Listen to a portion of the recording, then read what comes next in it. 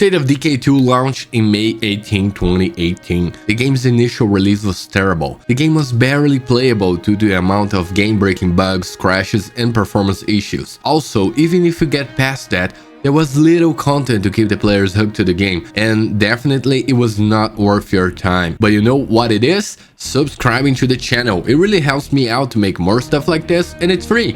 I would really appreciate if you could hit that subscribe button. But anyway, let's go to the video.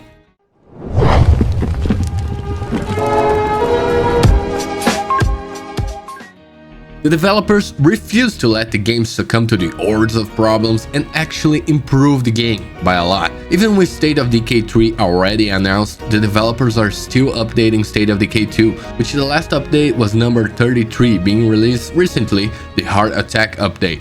So today we are going to take a look at the game and how it plays after exactly 5 years on the run. I already got all of the game achievements on Steam, so yeah, I'm kinda suspicious of saying I really like the game. I do really like the game. There's a lot of good things to talk about it, and that's why I'm going to start talking about the bad things in the game. Some of the problems that still persist to this day after 5 years of its release. One of the game's main problems is the physics, especially with terrain. The game is still filled with weird physics and terrain bugs, enemies and characters stuck spawn on the ground, cars getting stuck on rocks and on terrain, and the devs are aware of that, but it seems they couldn't fix it. So they added a stuck feature on the radio, teleporting your character to a safe position. It is a good thing to help with the problem, but it does not fix it. The main issue with this weird terrain is that sometimes it's not you that gets stuck.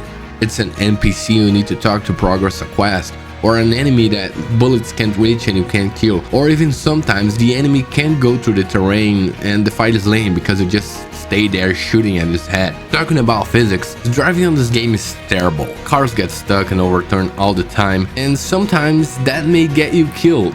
At least now they added a feature to flip the car over GTA 5 style, and there are some cars that drive way better than others. Some have more health and gas, and other ones have more space on the trunk. That is great, the variety of vehicles in the game, but the overall drivability is still pretty damn bad. The game still has some weird performance issues and visual glitches. You can see a big difference between low and medium.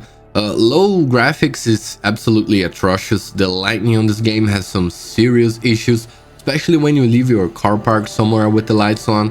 It seems like the walls inside the places are lit up, the lights penetrate through walls, something they probably couldn't fix with the new graphics update. By the way, I play on ultra settings because I have a pretty beefy PC, and the game received a visual overhaul with better graphics, named Juggernaut Edition. It looks pretty good sometimes, the game has a cool vibe, driving around on sunrise or sunsets is pretty nice. Also the soundtrack with that, it's great, the game has awesome music, and yeah, State of Decay 2 has his charm.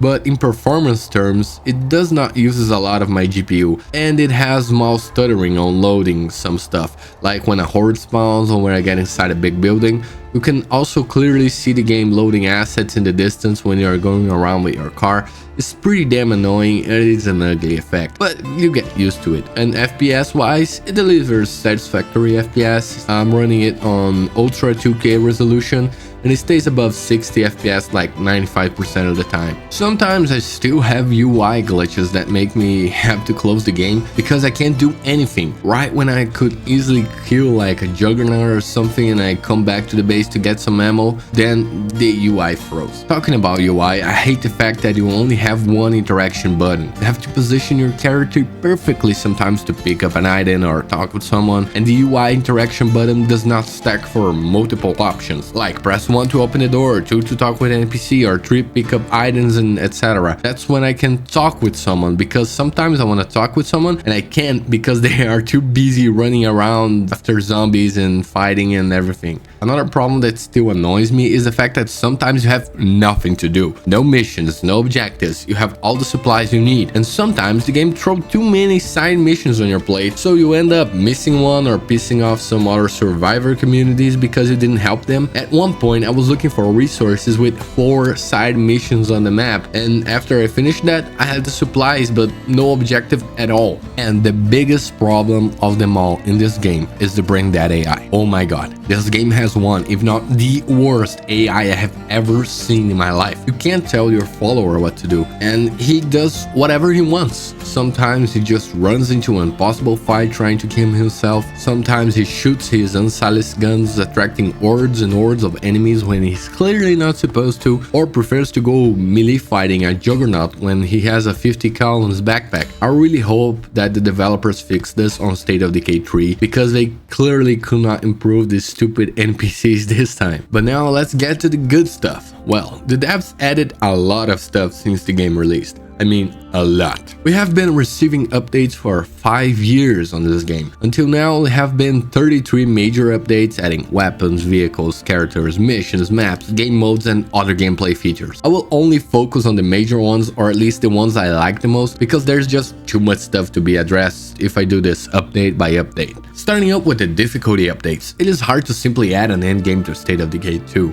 The games follow up a simple line: declare a leader, start the blood plague, and then deal with some of the aftermath with add-on random survivors that show up. So the devs added a lot of customizability on how you want to do this line of missions, because now we have the green zone difficulty and the lethal zone. You can mix up each difficulty on aspects of the game, like making your life really easy on resources and the amount of plague hearts on the map, but making the combat and base management really hard.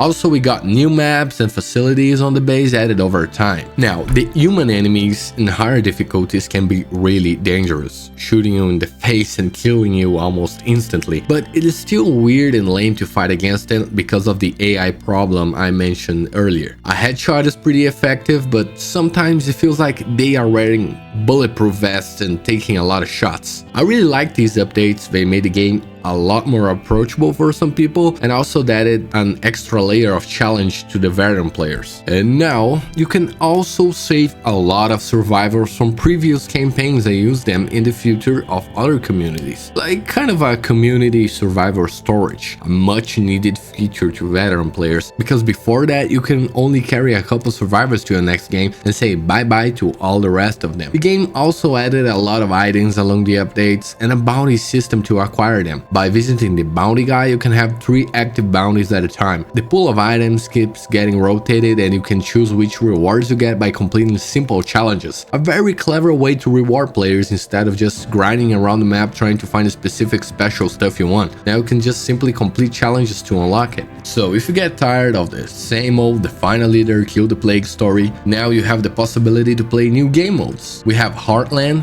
It's kind of a sequel to the State of Decay 1 campaign. You play a storyline against the plague on the old map from State of Decay 1, and also you have the Daybreak Horde mode, a single player or multiplayer mode where you get rewards for your main survival game after completing it each time. Awesome and very welcome game modes. Now let's take a look into these gameplay features that are my favorite additions to the game: the plague zones and the heart attack update. The plague zones make the game way better and more immersive. Before, plague hearts were just building with a lot of blood-infected zombies around and that mass of meat you needed to destroy. I could set an outpost right on the other side of the street with food stored, and right next to it I will have one of the most dangerous places in the game. Now the plague heart creates a red mist zone, not letting you set any outpost around there, making that region really hard to go around.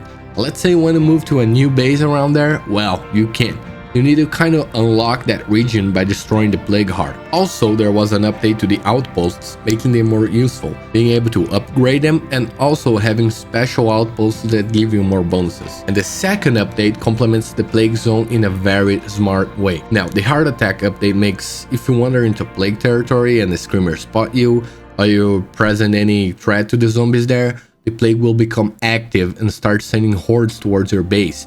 The Zeds really feel like a living organism trying to kill you now, so you need to strategically set outposts around the map and setting traps on them that will kill the Zeds in that radius. And I have to say, it's pretty damn good to see zombies blowing up in the middle of a city now, because your outpost is protecting it, making it more useful than just accessing your items around the map. Also, the game has been receiving some interesting mods along the way. Nothing too special, but there are a lot of mods out there you can try and choose for your own and change the game if that's your thing. And now a few ideas I have for updates on the game, or even better, for the next one. Since the game has been announced and it is on the works, I think the devs should really go go for this kind of vibe in State of Decay 3. Sometimes I think, damn, I have so many supplies in Survivor, but I wish I could have more and expand my base. I wish I could not leave that really cool bridge base, but this one is just way better. So you have to choose between bases and survivors and supplies. Let us expand our community not just to outposts that are an empty building with access to our stuff and traps around. Let us expand to another base and have multiple bases around the map. Damn, let us have all of the bases. The game is all about expanding our community and turning the map into a safe place. So let us take over and manage all the bases with sub-leaders and facilities so we can actually turn the game around the Zeds by having a lot of places to defend, setting traps like the new outposts update, setting checkpoints around the map for resupply, and not just having a global inventory with the outposts, but making every single place actually unique, having its own stuff. And of course, please, in the name of God, improve the AI. Let us talk with the followers on how to approach combat and other survivors, if they should use their guns, if they should be stealthy or even run away, or if they should support me from afar with a rifle or something like that. There is a lot of room to improve on the AI on the combat. But anyway, that is just my take on the State of Decay 2. The game was in a pretty bad shape when it launched, and now for me is one of the best arcade zombie survival games out there. There is still the fact that the game has multiplayer on every single mode, making it a really fun experience with our friends, and I believe it is worth your time now. Thanks for watching, guys. Consider subscribing to the channel, it really helps me out to make more content like this, and it costs nothing for you. I really hope you enjoyed the video and see you in the next one. Better make sure it's dead. I gotta run.